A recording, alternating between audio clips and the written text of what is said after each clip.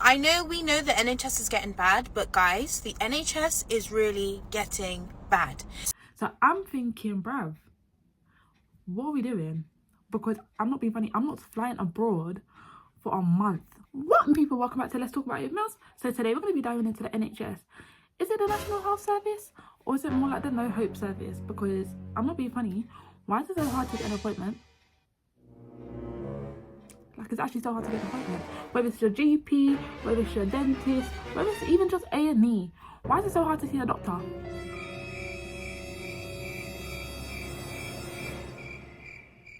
I want you for an answer. But anyways, let me know your thoughts on this topic in the comments. And you know the memo. Let's just get straight into it. We've currently got 170 patients in the department. That's 170, quite a few. There are 90 patients waiting to be seen at the moment. That's 90 of you are still waiting to be seen. Our current wait time for a doctor is 7.5 hours. I will estimate that by the time I go home in the morning at 8 o'clock, some of you will still be here waiting for a doctor, because the wait will get up to 12 or 13 hours. I will expect that. There are currently no beds in the trust. We're trying to make some space if we can, but if people are admitted, there is a chance they might stay in A&E for the night. So we will make you comfortable, we will do our best, we will look after you, but please don't expect that you'll be going straight to a ward, because that may not happen. If anyone is feeling particularly unwell whilst they're here, please let the girls' reception know and then escalate to us. We'll make sure that officers take whatever we can do. Anyone here with a relative, can I ask you to leave? Because obviously we're running out of space. We're still trying to social distance as much as we can, and this is not social distance at all. So any relatives that are here, if I can ask you to go, unless the person you're with has any kind of dementia, anything like that, or is a minor. Right. Ignore the state of me, I'm on the verge of death. So last year in September, I got admitted into hospital and had emergency surgery for some alarming symptoms that I was having. They were quick to usher me out of the ward because they needed my bed, sent me home within an hour of sedating me. They told me to stay at home if the symptoms happen again and to not go to A&E and to wait for my 6-week checkup with my consultant. That was September, so 6 weeks takes us to October. It is now March. Since then, I have experienced these symptoms a handful of times, and I might look fine, but I promise you I'm not. So I went to my GP because I was like, there has to be something that we can do to stop this from happening. There is clearly something wrong with me that surgery could not fix. I go to my GP, he's like, oh, that's really funny, we can't do anything because you haven't had your 6-week checkup. Sends me to A&E. I have been to A&E 3 times for the same symptoms, and each time I am met with, you are not dying, you have not had your 6-week checkup, we can't do anything. And it's gotten to the point now where I have woken up today after experiencing these symptoms for the last 3 days with extreme nausea and a migraine, and I Google it and it says, you are in shock, you need to go to the hospital. I've called 111, they've sent an ambulance out for me. That is the difference one waiting list can give you. If I had that 6-week checkup, when I had to have it, not 6 months later when I still haven't had it, and then I wouldn't have used A&E, ambulances, GP services since then if I just had my checkup. But I did not. Someone says, my boyfriend went to the hospital for some tests in 2023 for something pretty serious. We got a call at the end of last year saying, sorry, it's been over a year for us to contact you. Yeah, you need to come back. That's crazy. Over a year for a doctor to come back to you. That's wild to me. I'm like, to be fair, it's the same thing with me anyway, to be honest. Like, I've experienced the same thing. It's mad. It's sad, to be honest. It's actually sad. Someone says, I've been waiting for my gallbladder surgery since I was 17. I'm now 22, having multiple flare-ups, needing hospital assistance, saving up for private surgery as soon as possible. See? But yeah, a lot of people, they're literally having to go private now because they can't afford to wait anymore because their life is on the line. Like, this is pretty serious. I'll keep it real. Like, this is not even a joke. Like, how is the wait time so long? But the thing is, at the same time, I know there's a lot of strain on the NHS as well. There actually is a lot of strain on the NHS because they're understaffed, underpaid, all that kind of stuff. We be seeing it in the news all the time. But another comment, someone says, about 3 years ago, my mum was getting really sick, couldn't eat but vomiting a lot, in pain, couldn't get out of bed. I rang the GP and they were like, no appointments, trying again next week. Rang 111. They sent an ambulance. Turned out she had gallstones. They sorted and the doctor got all scans and tests done. Said she needed the gallbladder out. A year later, it's still not out. Every few weeks, my mum is vomiting in pain, having to take antibiotics to get rid of the infections the stones are causing. She was really bad one day, couldn't get through to 111. Checked online and it said she needed an ambulance. My brother-in-law, says my brother-in-law drove us to A&E where we waited until 5 a.m. to find out all our scans and tests were out of date and had to be done again. She would have waited longer for surgery if she didn't work with a well-known surgeon. The doctors admitted she bumped up the list because she knew the surgeon. We wasted so many resources waiting. Oh gosh, the NHS just seems like shambles. I'm so sorry. Like, this is actually a joke. It's actually crazy. Like, even though, yeah, technically we should still be grateful for the NHS in it, because it's still there at the end of the day. It's not compulsory to purchase or buy healthcare or need insurance. Like, you have that option to do that. But I don't know, man. Let's just get straight into the next video. This is more than just poor hospital care. God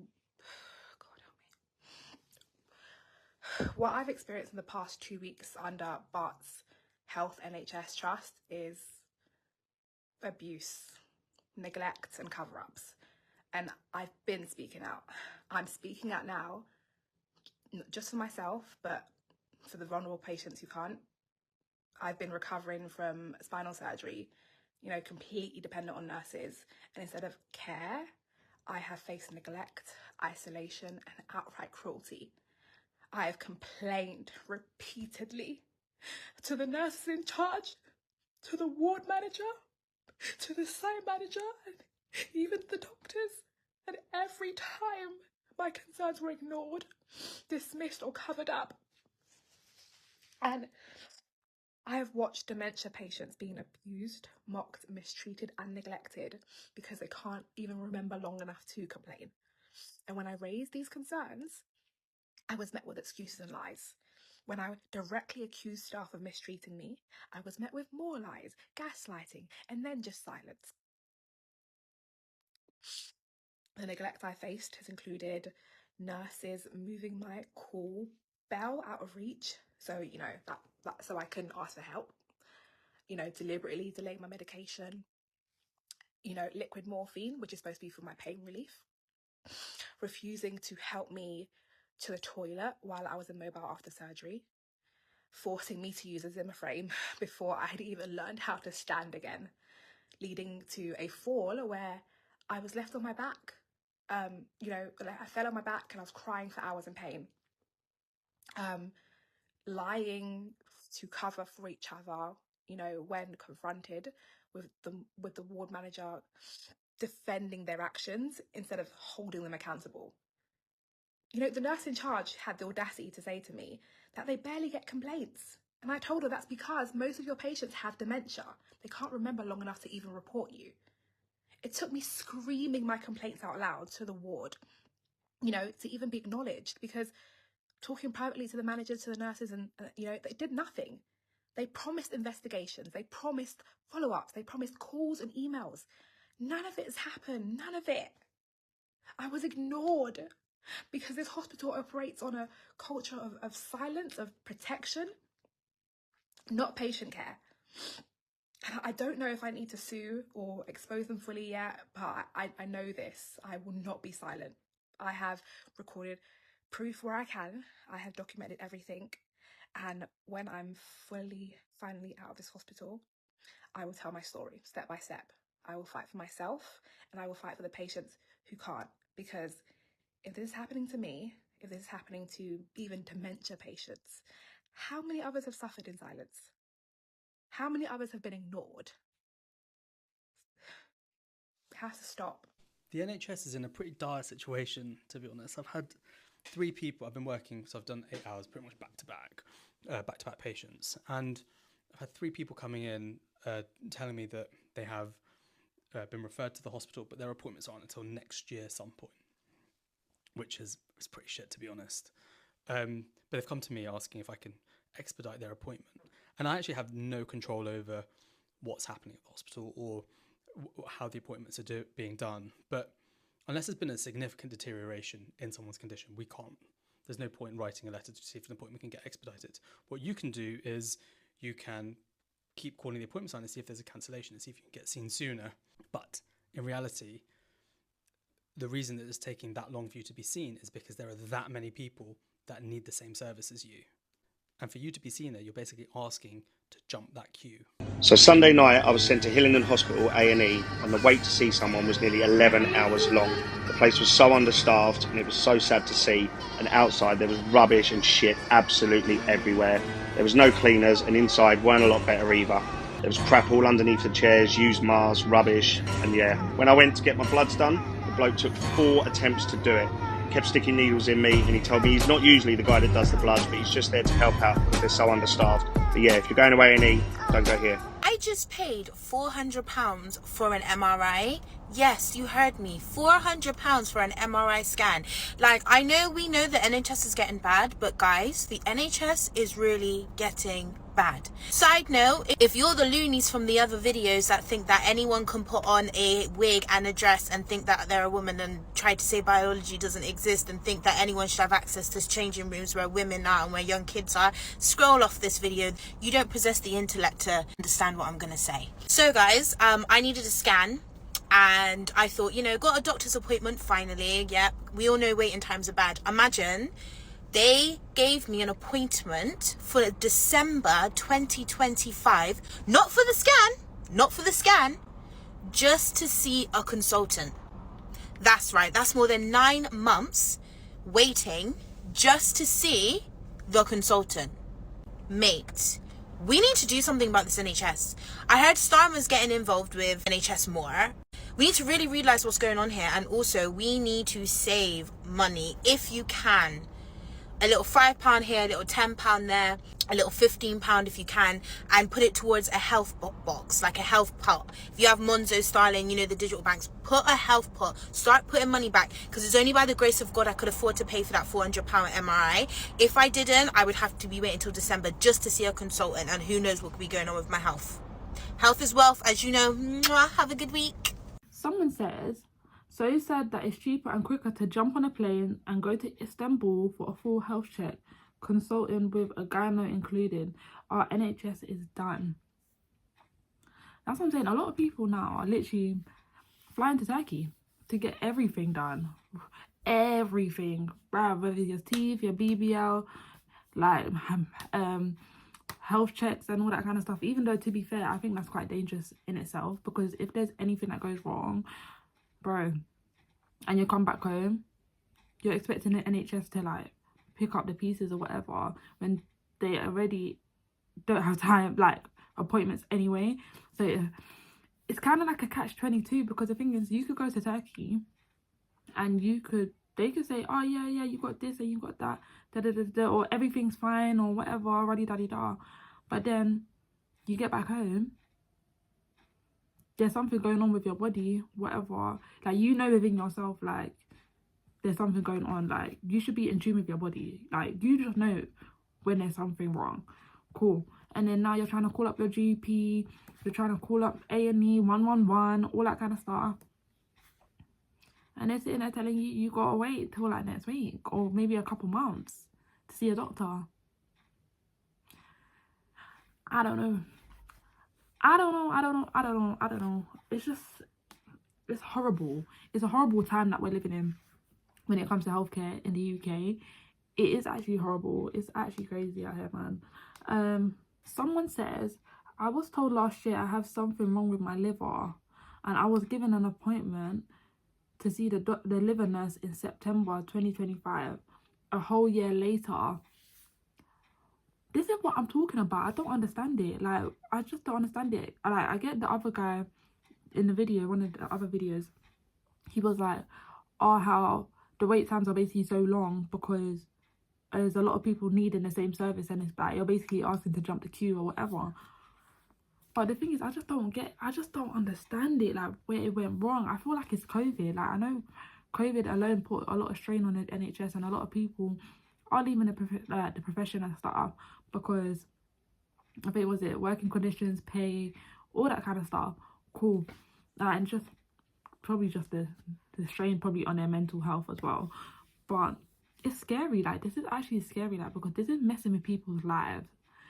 This is actually messing with people's lives. Like let me tell you, me alone, yeah, I had an appointment. Cool, this was in January, yeah, and they're sitting there.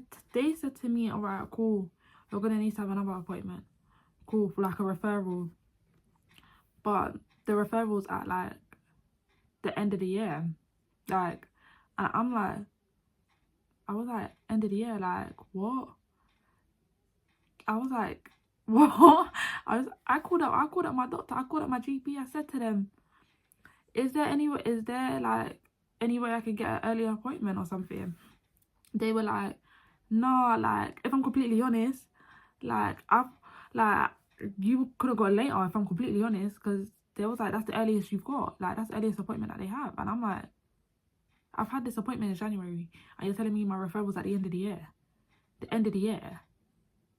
Like I can't get it like sometime now, or do you know what I mean? They're like, no, like usually the wait times are even longer. So they're basically just saying to me like, you should be lucky that you even got an early appointment. That's the earliest appointment. I was just like, damn, okay, cool. Like, I guess I have to accept that, but it's just like, okay, like, I'm not being funny. Oh, gosh. But yeah, a lot of people now, they're literally trying to go private, but it's so hard nowadays in this economy because obviously we know there's a cost of living out here. The wages ain't really up to par. Like, so it's unless you're getting private medical insurance with your employer or stuff like that, but actually having to pay for stuff privately on a healthcare, I don't know, man. It's hard. It is hard. Let's just get straight into the next video because this is a joke. This is honestly a joke, right? It's honestly a joke. Let's talk about why the NHS is shit. Well, sorry, maybe not all the NHS, but the doctor's surgeries are fucking shite. Sorry, it really makes me angry. So 9 weeks ago, my life changed. I've just been diagnosed with rheumatoid arthritis. Had to go private as my surgery wouldn't even see me. So I was ringing my surgery every other day in absolute agony. Couldn't leave my bed. They did eventually send me for some blood test, but they got lost. So because they got lost, they were like, oh, there's nothing wrong with you. Take some paracetamol, take some ibuprofen. I was ringing up asking for stronger meds. They wouldn't give me anything. I was asking for a referral. They wouldn't refer me. They just left me. There were times I wanted to ring myself an ambulance. And then they wonder why A&E is overrun. It's because the doctors are not fucking seeing people. I was literally ringing up my surgery, crying, like in an absolute mess. I don't go doctors. Rare, like maybe once a year I use the doctors. Like I was begging, please help me. And no, nothing. I think doctors' surgeries have got a lot to answer for. Someone says, because doctors are overbooked, people make appointments then don't turn up and did not cancel their appointments, which could be used for people that really need it. Sorry about that, guys. My phone died. Oh my gosh. Anyways, let's just get straight back into it. Alright, cool. Someone says, okay, cool. I found a lump, was put on a 2-week cancer scan referral, scan within a week, surgery within 2 months, chemo 3 months after that. Best care I could have ever wished for the whole time. And someone responded saying, and unlike some countries, it's free. Yes, GPs are frustrating, but we get free healthcare. My friend in the USA has no insurance and can't afford basic meds we take for granted. We need to remember that. Yeah. Like, do you know what it is? Okay, cool. I always say this as well. We shouldn't take the NHS for granted, like, because as she said, there's other people in like other countries with no health insurance, and they can't get by when it comes to the healthcare and stuff. But it's like, I wouldn't say NHS is free because you're paying through taxes and stuff like that. So it's free, but it's not free if you want to call it that. But yeah, no, it's just sad. Like, I'm just reading all these comments. Someone says, yeah, I work in NHS and I have just got myself private health insurance. See, even so, the fact that an NHS worker is getting themselves private healthcare just speaks volumes. That actually speaks volumes. It's actually horrible, and it's mad. As I said, in an ideal world, if we could all afford private healthcare, we would go down that route. But sometimes in life it doesn't work like that, and it's just the way of life. But yeah, no, the NHS, it needs to be sorted. It honestly needs to be sorted, because I'm not being funny. For me, like, I've had multiple instances where it's just like, bruv, I've had to wait time. I've had to wait so long to see a doctor, a dentist. I've had to, bro, let me tell you guys something, yeah? Cool. My wisdom tooth, yeah, it be playing with me. It literally be playing with me. It's hot and cold. So cool. I've had multiple issues with this one tooth. It is annoying. It bugs me to the core. Cool. And then it started flaring up. My jaw got swollen, my face got swollen, all that kind of stuff. Cool. And I couldn't eat. I could not eat at all because I was in so much pain. So cool. I've called up my dentist, whatever, cool, saying, oh, can I get an appointment because I need an emergency appointment, like my tooth is like hurting and stuff like that. I can't eat. It's really like swollen and that. It's made my face all swollen and that. They're talking about, oh yeah, no, like you can't get an emergency appointment. I said, so when's your next available appointment? They're telling me the next appointment is in 3 weeks. These times I was going abroad in a couple of days. So I'm thinking, bruv, what are we doing? Because I'm not being funny, I'm not flying abroad for a month, because I was going away for a month. I'm not flying abroad for a month with my tooth like this, because I'm not being funny. I said to them, so what am I supposed to do? Because I'm not being funny, I'm not going to be in the country. I'm not going to be in the country, and this needs to be sorted. So me and them are going back and forth on the phone, whatever, cool. And I'm like, I'm really deep in this. I was really deep in this because I was like, I don't want to go to another country and I'm having to use their healthcare, because I'm not being funny. I just don't know, like, and especially because as well, I was going by myself. I was actually going abroad by myself. I wasn't going with nobody. I was just, yeah. And so he said, oh, all right, cool. Maybe the best thing might be to call 111.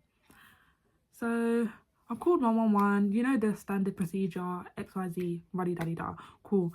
And then they said, oh yeah, our doctor should call you back within, or dentist should call you back within like 6 hours or whatever the hell it is. I said, oh gosh. Okay, so I'm here waiting around, da-da-da-da-da-da, cool. So they called me now, and they're saying to me that I was able to get an emergency appointment at some other dentist, not my normal dentist, like another dentist somewhere else. So I said, all right, cool, I'll take it. Cool, I think they said it was the next following day. So yeah, I think it was the next following day.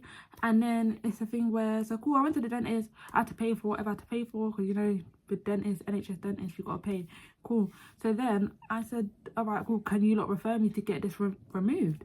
They sat there and told me that I need to go book an appointment with my registered dentist for them to refer me. So now I'm sitting there saying, so what? Why do I need to pay twice? Why do I need to pay and for another appointment, right, to get a referral? They're like, no, I can't do it. We can't deal with that. Da-da-da-da-da.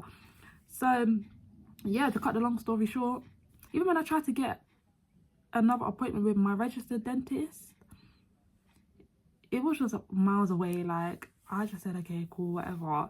Like, the NHS is broken. It's sad because it never used to be like this. I genuinely think from COVID is when it started going downhill, to be honest.